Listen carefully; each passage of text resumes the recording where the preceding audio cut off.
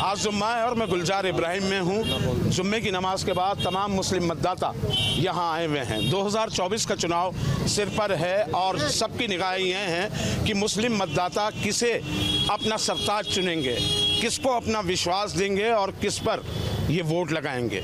कुछ महीने पहले यहाँ मेयर का चुनाव हुआ था और समाजवादी पार्टी को ये उम्मीद थी कि जितने मुस्लिम मतदाता हैं वो उन्हीं की तरफ जाएंगे, लेकिन ओवैसी की पतंग उड़ाकर लाखों मतदाताओं ने ये दिखाया कि उनकी अखिलेश से नाराज़गी है। सवाल मेरे आज ये ही रहेंगे इन सब से कि ओवैसी पर भारी पड़ेंगे अखिलेश या अखिलेश पे भारी पड़ेंगे ओवैसी। सब भाइयों से बुजुर्गवार भी हैं, यहाँ नौजवान भी हैं और कुछ समझदार ऐसे मतदाता भी हैं जो विवेक से अपने मतों का इस्तेमाल करते हैं। क्या रहने वाली है 2024 की तस्वीर, क्योंकि मुस्लिम मतदाताओं का मेरठ में अगर हम बात करें, चाहे वो शहर विधानसभा पे हो या लोकसभा पर, मुस्लिम मतदाता जहां वोट डालता है एकजुट होकर वोट डालता है। ऐसा नहीं है कि इनके लिए एक कैंडिडेट मुस्लिम होना ज़रूरी है। मेरठ का इतिहास गवाह है कि इन्होंने कौम परस्ती से अलग हटकर मुस्लिम मतदाताओं ने काफ़ी हिंदू उम्मीदवारों को जिताकर लोकसभा भेजा है। मैं सही कह रहा हूँ ना ये बात? जी जी बिल्कुल। तो आप ये बताइए कि इस बार 2024 में ओवैसी ने 5 सीटों पे जहाँ जहाँ अखिलेश यादव और उनका परिवार चुनाव लड़ रहा है वहाँ से ताल ठोक दिया और यूपी से ही ओवैसी भी चुनाव किसी एक सीट से लड़ सकते हैं। मेरठ भी उन्होंने घोषित कर दिया है कि हम लोकसभा का चुनाव लड़ेंगे। क्या नज़र आता है आपको, क्या तस्वीर दिखाई देती है? मेरा नाम मोहम्मद सलीम सिद्दीकी है, सामाजिक कार्यकर्ता हूं और मुझे पूरी उम्मीद है कि आने वाले 2024 के लोकसभा के इलेक्शन में पीडीए का जो कैंडिडेट आएगा, जो समाजवादी पार्टी, कांग्रेस प्लस अन्य दलों का जो गठबंधन होगा, मुसलमान पूरी समझदारी के साथ उसको वोट करेगा। मुसलमान समझ चुका है, जाग चुका है, मुसलमान उनके खिलाफ एकजुट होकर वोट करेगा। जो सांप्रदायिक ताकतें हैं, जो इस देश को तोड़ना चाहती हैं, इस देश के रहने वाले भाइयों हिंदू और मुसलमानों के बीच नफरत फैलाना चाहती हैं, मुसलमान पूरा एकजुटता के साथ ऐसे कैंडिडेट को, ऐसी सेकुलर ताकतों के उम्मीदवार को, ऐसे सेकुलर पार्टी के उम्मीदवार को वोट देगा जो सांप्रदायिक ताकतों की पार्टी जो भी वहाँ से इलेक्शन लड़ेगा उसको हरा सकें। और मुसलमान पूरी तरह से एकजुट है। जो पिछली बार उसका मेयर का इलेक्शन हुआ था, कुछ लोगों ने एक माहौल बनाकर समाजवादी पार्टी के जो उम्मीदवार थे उनके खिलाफ एक माहौल बनाकर एक वोट करवाया था जिससे कि बीजेपी आसानी के साथ जीत सके। लेकिन इस बार लोकसभा के इलेक्शन में ऐसा नहीं होगा। मुसलमान पूरी समझदारी के साथ एकजुट होकर समाजवादी पार्टी, कांग्रेस, अन्य दल का जो उम्मीदवार होगा उसको एकजुट होकर वोट करेगा। सलीम भाई, अगर ओवैसी खुद लड़ गए यहाँ से तो नहीं, ओवैसी साहब अगर खुद भी यहाँ से लोकसभा का इलेक्शन लड़ जाएं तो फिर भी मुसलमान उनकी इस पॉलिसी को जानता है, इसलिए ये जहाँ पर भी इलेक्शन लड़ते हैं ये सेकुलर होने का दावा तो करते हैं लेकिन कभी भी सेकुलर पार्टियों के साथ मिलकर इलेक्शन नहीं लड़ते। सभी के पास आऊँगा, सब अपना नाम बोल के बताएं। आप अपना नाम बताएं और अपनी बात रखें। मेरा नाम फरहान अहमद सिद्दीकी है। जैसा सलीम भाई ने अभी कहा कि ओवैसी साहब सेकुलर नहीं है, सेकुलर होने का दावा करते हैं, मैं इनकी बात से बिल्कुल भी मुत्तफिक नहीं हूँ, सहमत नहीं हूँ। क्योंकि देखिए, बात तो सेकुलर होने का हर कोई करता है, चाहे समाजवादी हो या कांग्रेस हो या रालोद हो। अब राष्ट्रीय लोकदल को ही ले लीजिए, पिछले कुछ टाइम पहले ही जो चुनाव जिनके विधायक बीजेपी के विरोध में ही विधायक जीते हैं, चुनाव जीती है रालोद, जितनी भी सीटों पर जीती है, और आज देख लीजिए उनके पार्टी के मुखिया किस पार्टी के साथ खड़े हैं। जिनका विरोध कर रहे थे उन्हीं के साथ गठबंधन कर लिया।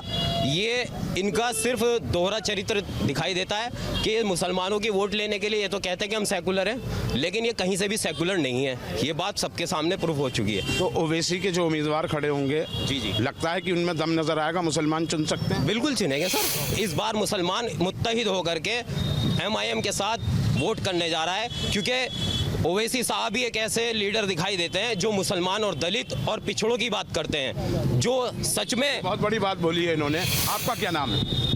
मैं नहीं बोलूँगा, सलीम भाई बोला। नहीं, सलीम भाई ने तो बोली है। बड़े मियाँ, आपका क्या नाम है? मेरा नाम सलीमुद्दीन है। आपको क्या लगता है कि मुस्लिम मतदाता 2024 में सपा के साथ होंगे, ओवैसी के साथ होंगे, भाजपा के साथ होंगे, किसके साथ होंगे? मुस्लिम समाज एक साथ नहीं हो पा रहा है, इसी वजह से पीछे है। ये बीजेपी है ना, लड़ा रही है मंदिर मस्जिद का मसला करके, बस और कुछ नहीं। समाजवादी पार्टी के कैंडिडेट को देंगे वोट? नहीं। ओवैसी को? कांग्रेस को देंगे हम। तो कांग्रेस तो समाजवादी पार्टी के साथ है, गठबंधन हो गया। हाँ, हम कांग्रेस को देंगे। कांग्रेस को देंगे। आपका क्या नाम है? वोट आ गई तुम्हारी? छोटे हो? वोट आ गई। क्या नाम है आपका? मोहम्मद सोहेल। सुहेल, तुम्हें क्या लगता है बेटा? ये लगता है जो पार्टी हमारे लिए काम कराएगी वही बेहतर है। नाम बताओ, कौन पार्टी पे विश्वास है तुम्हारा सुहेल का? पार्टी पे विश्वास जो है ओवैसी। ओवैसी, ये आई बात, बच्चा सच बोल रहा है। आपका क्या नाम बड़े में? रईस अहमद। रईस अहमद भाई, कैमरे की तरफ हो जाएं और ये बताएं 2024 के चुनाव में मुसलमान किस कमरट बैठता जा रहा है, बैठेगा किस पार्टी के साथ आपको दिखाई? कांग्रेस के। अच्छा, कांग्रेस और सपा का गठबंधन हो गया। बिल्कुल कांग्रेस को देंगे और शकील कांग्रेस को देंगे। अच्छा, वो हमारा साथ देती है, हम उसका साथ देंगे। ओवैसी साहब लड़ने को ओवैसी साहब वहाँ बैठे हुए हैं, अगर यहाँ हो तो यहाँ ओवैसी को देंगे। ओवैसी लड़ सकते हैं, उन्होंने कहा 5 सीटों पे हम चुनाव। अगर वो यहाँ होंगे हमारे साथ, हमारा हिमायती, तो हम उसको देंगे, वरना हम नहीं देंगे किसी को भी। कांग्रेस को देंगे और हमेशा कांग्रेस के साथ रहेंगे और कांग्रेस के साथ है हमेशा। अच्छा, हमारे बाप दादा लक्कड़ दादा सब कांग्रेस ही है। क्या नाम है आपका? मोहम्मद नईम। नईम भाई, तुम्हारा क्या इरादा है? कांग्रेस के लिए जी। कांग्रेस?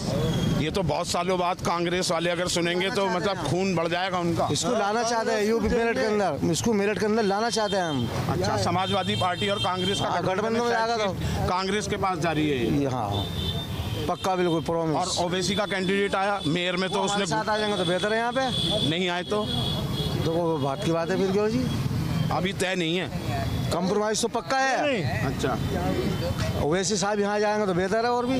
अगर ओवैसी लड़े तो उन्हें देंगे। हाँ बिल्कुल दे देंगे। अच्छा, बिल्कुल। क्या नाम है साहब आपका? क्या नाम है साहब आपका? मेरा नाम मोहम्मद फारूक है। फारूक साहब, आपको क्या नजर आता है? कांग्रेस। कांग्रेस तय कर लिया है? बिल्कुल तय कर लिया, कोई दो राय नहीं है? कांग्रेस। क्या नाम है साहब आपका? एडवोकेट गुफरान अलवी। अच्छा, एडवोकेट साहब हैं तो आपका नज़रिया जानना बहुत ज़रूरी है। 2024 में देखिए, ओवैसी ने ऐलान कर दिया है कि 5 सीटों पर उनकी पार्टी यहाँ यूपी में लड़ने वाली है। ज़्यादातर सीटें चाहे अखिलेश लड़ें, अक्षय यादव लड़ें, शिवपाल यादव लड़ें, उन सब के खिलाफ वो कैंडिडेट उतारना है। खुद भी उन्होंने कहा मैं यहाँ से चुनाव लड़ूंगा। तो मुसलमान, मुस्लिम किसे चुनना पसंद करेंगे? 5 सीटों पर ओवैसी साहब चुनाव लड़ रहे हैं, 80 सीटों पर क्यों नहीं लड़ रहे?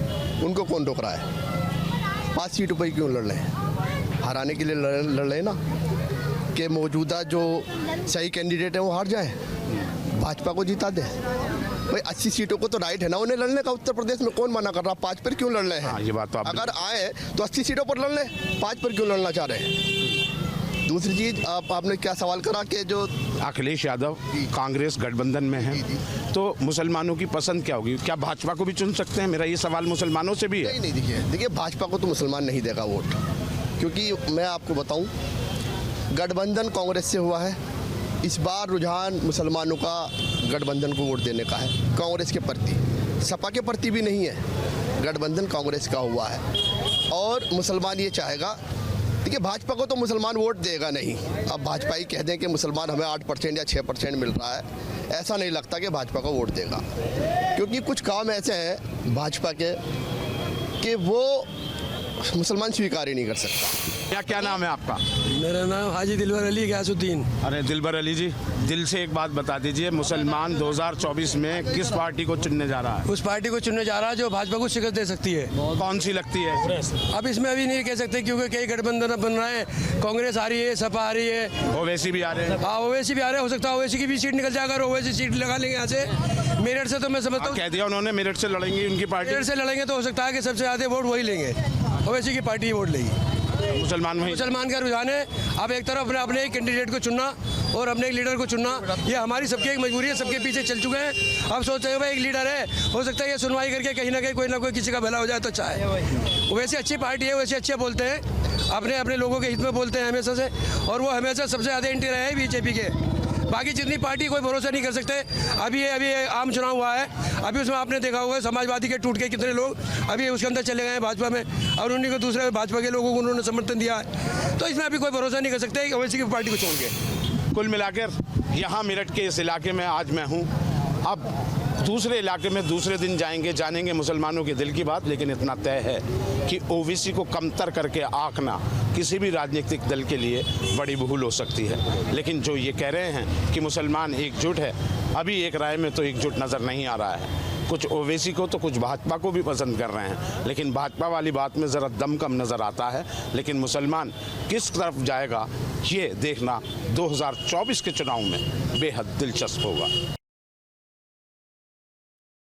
उत्तर प्रदेश में अगला लोकसभा चुनाव बेहद दिलचस्प होता नजर आ रहा है, क्योंकि ओवैसी की पार्टी एमआईएम ने भी उत्तर प्रदेश के चुनाव में ताल ठोकने की घोषणा कर दी है। जाहिर सी बात है कि अगर ओवैसी की पार्टी चुनाव लड़ती है तो मुस्लिम वोटों में बंटवारा होगा और इसका नुकसान समाजवादी पार्टी और कांग्रेस को हो सकता है। हालांकि 2022 के विधानसभा चुनाव में भी एमआईएम ने 90 से ज्यादा प्रत्याशी उत्तर प्रदेश में उतारे थे। हालांकि एमआईएम कोई सीट तो नहीं जीत सकी, लेकिन कई सीटों का समीकरण एमआईएम ने बदल दिया था।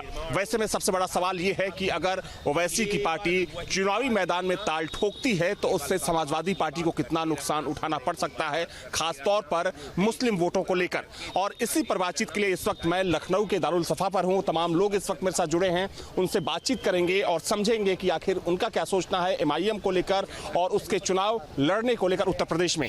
सबसे पहला सवाल आपसे है कि एमआईएम ने भी घोषणा कर दी है कि एमआईएम 7 सीटों पर और खास तौर पर जो मुस्लिम बहुल सीटें हैं वहां पर अपना प्रत्याशी उतारने जा रही है, और हो सकता है तो असदुद्दीन ओवैसी भी यहां पर किसी सीट से चुनाव लड़ सकते हैं। माना जा रहा है कि अगर ऐसा होता है तो समाजवादी पार्टी को अच्छा खासा नुकसान हो सकता है, डेंट कर सकते हैं ओवैसी की पार्टी। क्या सोचते हैं इस पर आप? देखिए, उत्तर प्रदेश में असदुद्दीन ओवैसी का जो है कोई असर नहीं है।